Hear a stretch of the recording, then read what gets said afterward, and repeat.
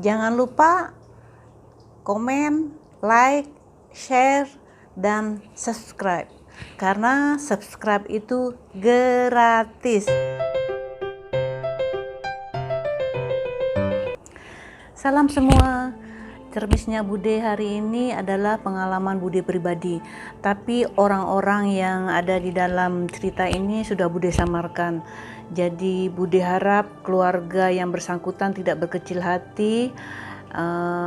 Ini bukan maksud Bude untuk membuka aib, tetapi kita ambil iktibar, kita ambil hikmahnya di sebalik cerita ini. Ambil yang baik, buang yang tidak baik. Oke?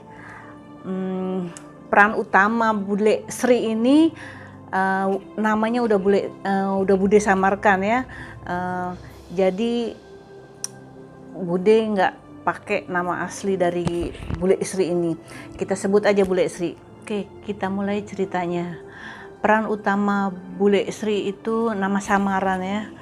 Jadi Bude nggak pakai nama asli. Jadi kita panggil aja Bule Sri. Waktu itu umur Bude kira-kira 5 tahun. Orang tua Bude menyewa rumah kecil di tepi sungai. Ada 10 rumah, ada 10 pintu. Tapi tuan tanah itu memberikan fasilitas kamar mandi di luar. Di luar ada di tepi sungai juga, di luar satu bilik mandi atau satu kamar mandi untuk cuci-cuci dan sumur. Untuk kita buang hajat atau kita buang air besar, waktu dulu kita bilangnya tuh jamban. Ada yang masih ingat nggak jamban? Mungkin udah lupa ya, udah zaman-zaman tahun 70-an gitu ya. Jadi jamban itu bukan jamban yang ada yang kamar kayak sekarang kita punya, tapi sebatang kayu yang ujungnya itu menjorok ke badan sungai. Terus di sekelilingnya ada seng, tahu seng atau zing atau zeng lah. Pokoknya Bude taunya tuh ada seng. Jadi kalau kita buang hajat itu kita duduk, jadi orang lain nggak tahu, cuma kepalanya aja yang nongol-nongol gitu. Jadi itu gambaran ya, gambaran yang ini nanti akan menjadi fokus utama cerita Bude. Kami mempunyai tetangga atau jiran sebelah rumah, itu namanya Bule Sri. Waktu itu Bude panggilnya Bule Sri. Bule Sri itu cantik sekali, badannya ramping, tinggi, ramah, nggak putih, cuma nggak hitam. Pokoknya paket lengkap deh. Ditambah lagi Bule Sri itu pandai mengaji, rajin ibadah. Pokoknya gadis idaman setiap lelaki pada zamannya. Suatu hari tiba-tiba Bule Sri itu sakit. Bule Sri sampai nggak bisa bangun dari tempat tidur. Jangankan jalan, berdiri aja tuh susah gitu. Badan Bule Sri makin hari makin kurus. Ya ibarat tinggal tulang saja.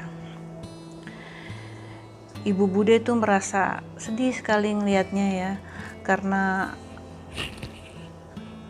Bule Sri itu dekat sekali dengan Ibu Bude, seperti saudara kandung. Deritanya Bule Sri adalah deritanya Ibu Bude. Terus akhirnya Ibu Bude mengajak Bule Sri untuk tinggal bersama kita. Waktu itu Ibu Bude ngomonglah sama Bule Sri, Sri, aku lihat kamu kok makin lama makin parah penyakitmu. Yo wes toh, kamu tidur di rumahku aja, biar nanti Henny yang nemenin kamu tidur, kata ibu waktu itu. Terus bapak juga setuju. Akhirnya Bule Sri tinggal bersama kami. Alasannya Ibu Bude biar senang atau biar gampang untuk menjaga Bule Sri, karena Bule Sri itu nggak punya saudara ya di Jakarta. Jadi Ibu Bude lah yang menjadi keluarganya satu-satunya di Jakarta. Seminggu Bule Sri tinggal bersama kami. Dalam seminggu itu Bule Sri menjalani perawatan baik secara medis maupun alternatif. 2 minggu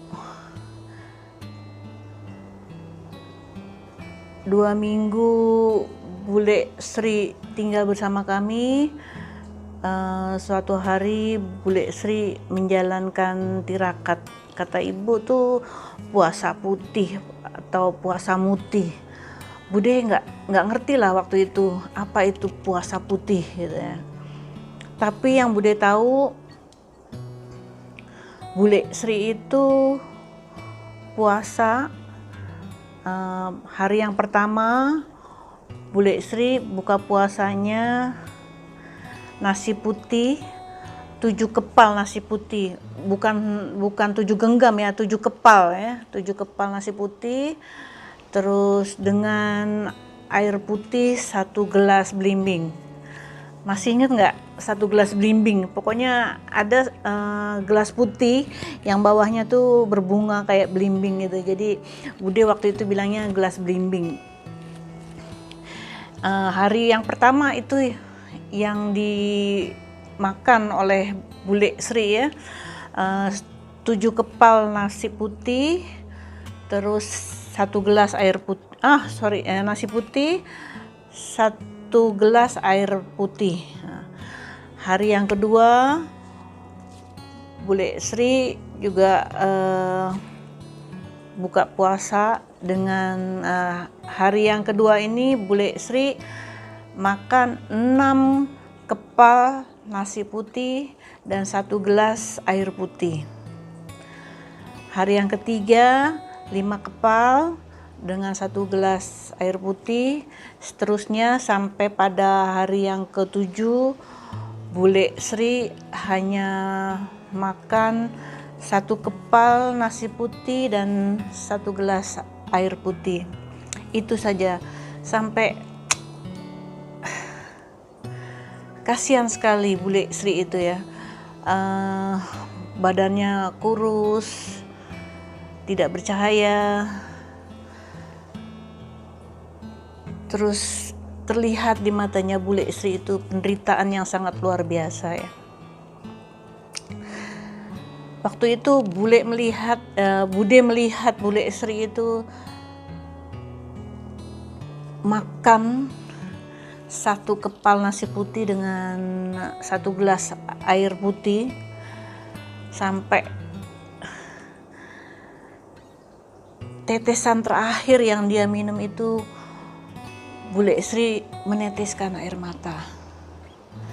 Bude nggak tahu itu air mata kegembiraan, kemenangan, atau kebahagiaan atau kesedihan. Bude nggak tahu itu apa arti dari air mata. Jadi waktu itu setelah makan itu Bule Sri dengan Ibu Bude itu berpelukan dengan berurai air mata. Sedih sekali. Setelah sholat Isya, tiba-tiba Bule Sri itu manggil Bude gitu ya. Hen, sini toh. Karena waktu itu Bude masih kecil gitu ya, kutuk jalan kan, iya Bule, ada apa? Terus Bule Sri itu bilang, nanti temenin aku mandi ya. Bule udah lama nih nggak mandi, bau. Terus aku tuh iya Bule, dengan senang hati gitu ya kan, lihat Bule tuh udah tersenyum. Kata bapaknya Bude, kalau kita sakit terus kita tersenyum berarti kita udah sembuh gitu. Jadi Bule Sri itu mau mandi katanya. Jadi Bude dengan senang hati lah. Aku melihat kegembiraan di matanya Bule Sri. Tapi Bule Sri bilang, kamu tidur dulu, nanti kalau udah waktunya Bule mau mandi, nanti Bule bangunin kamu ya.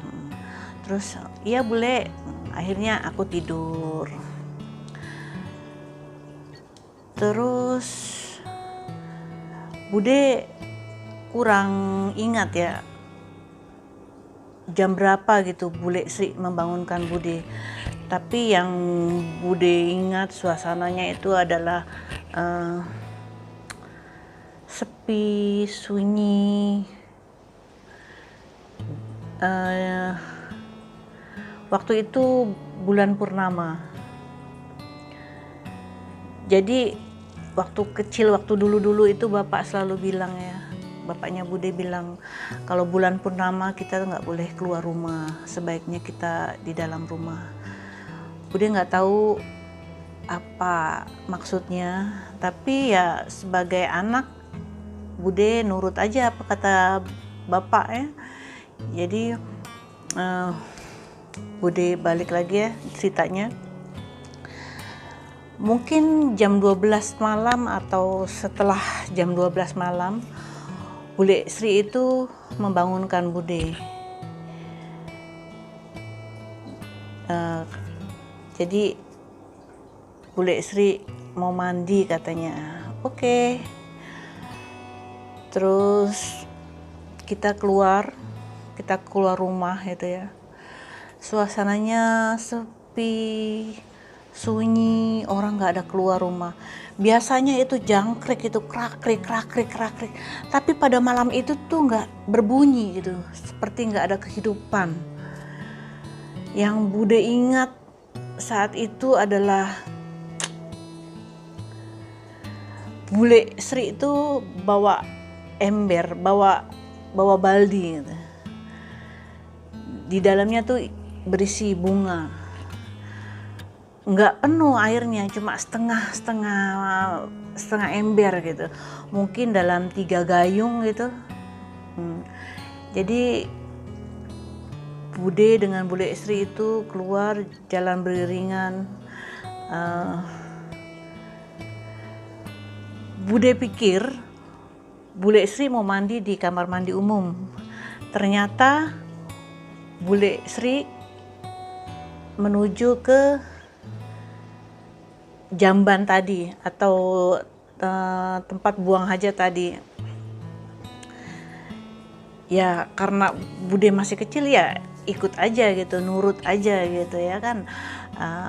Terus di tepinya itu sebelum kayu yang menjorok ke tengah ke badan sungai itu, Bule Sri bilang sama Bude, kamu tunggu Bule di sini dulu ya katanya. Terus aku ya nurut gitu. 3 langkah ke depan, terus Bule Sri itu berdiri gitu. Katanya udahlah Bule Sri mandinya di sini aja. Jarak 3 langkah gitu, dekat lah. Apa yang ada Bude boleh lihat. Terus Bule Sri itu menyiramkan air bunga yang dibawa tadi ke kepalanya itu. Pada siraman pertama itu dari di kepala itu kan Bule Sri siram air di kepalanya itu.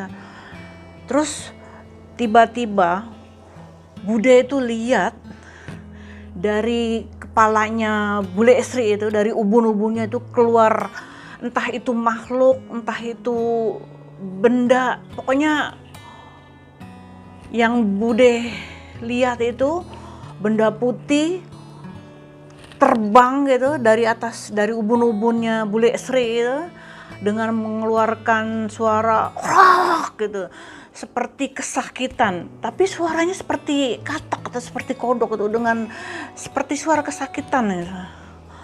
Akhirnya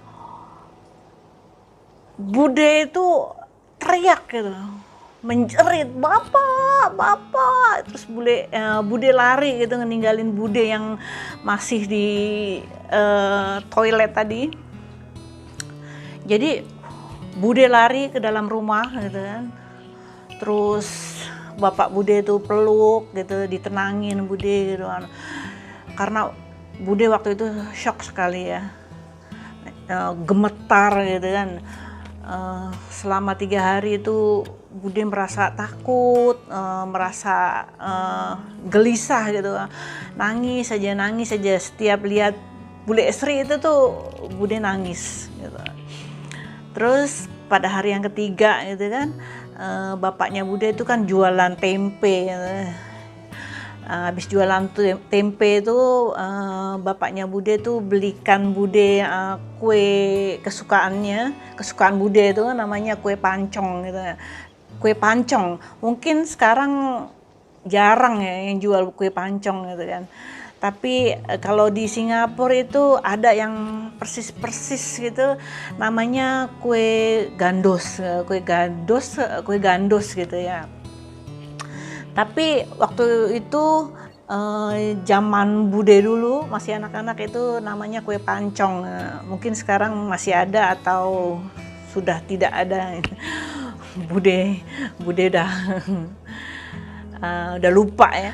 Terus kembali lagi ke Bude Sri. Sejak kejadian malam itu, Bule Sri itu sehat. Hari yang ketiga itu Bule Sri membelikan Bude itu boneka. Bukan Barbie ya, tapi kayak Barbie. Zaman dulu itu yang boneka yang plastik itu yang ada di pasar itu satu kemewahan tersendiri ya untuk Bude yang orang nggak punya gitu kan. Jadi Bule Sri itu hadiahkan Bude itu anak patung atau boneka. Ya. Terus karena dapat hadiah itu jadi Bude lupa gitu kan trauma-trauma yang kemarin-kemarin ya. Jadi Bude merasa udah sehat gitu, gembira gitu kan. Terus tiba-tiba ya waktu kita kumpul gitu kan di ruang tamu itu bapak Bude itu tanya gitu, Dok itu bahasa Jawa ya, panggilan anak perempuan, Dok gitu ya. Dok, kemarin itu kamu tuh lihat apa? Kok sampai nangis kayak gitu? Cerit-cerit. Tahu nggak? Semua orang tuh keluar tuh waktu kamu nangis, waktu kamu cerit-cerit tuh. Terus aku cerita, terus Bude cerita sama bapak gitu kan. Iya, kemarin itu aku lihat katanya. Aku lihat tuh waktu Bule Sri mandi itu dari kepala itu keluar itu benda putih gitu, terbang. Terus suaranya itu kayak katak gitu, krok gitu kan. Jadi aku takut. Terus aku lari arah pulang gitu, manggil bapak. Terus bapaknya Bude itu sambil senyum, sambil angguk-angguk gitu ya.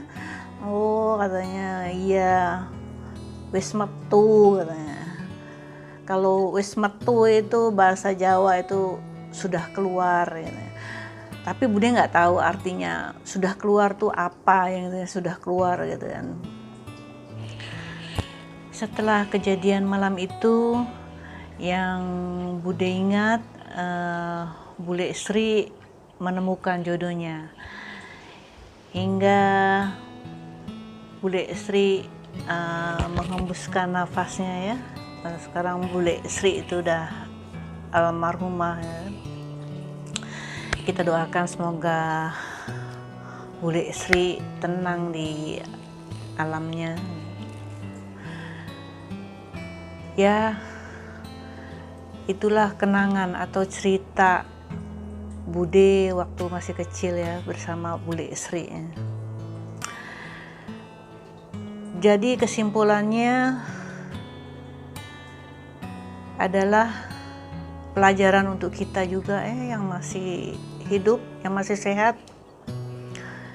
Jangan menganiaya orang sampai sebegitunya ya, dengan cara-cara yang mistis gitu kan.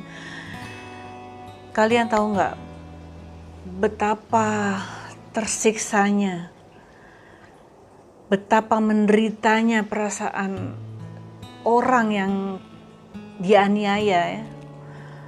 Kalau ada obat nggak apa-apa, tapi kalau tidak ada obat sampai ajalnya menjemput, kita nggak tahu bagaimana dia nantinya kan. Jadi Bude pesan,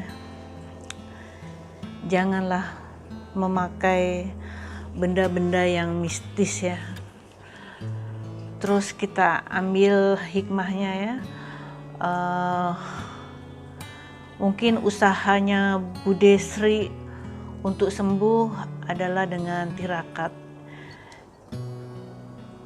Kita jangan berburuk sangka. Mungkin kesembuhan itu dari Allah, tapi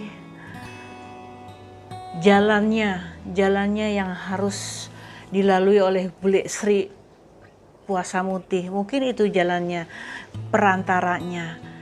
Sehingga alhamdulillah Bule Sri bisa sembuh dengan izin Allah.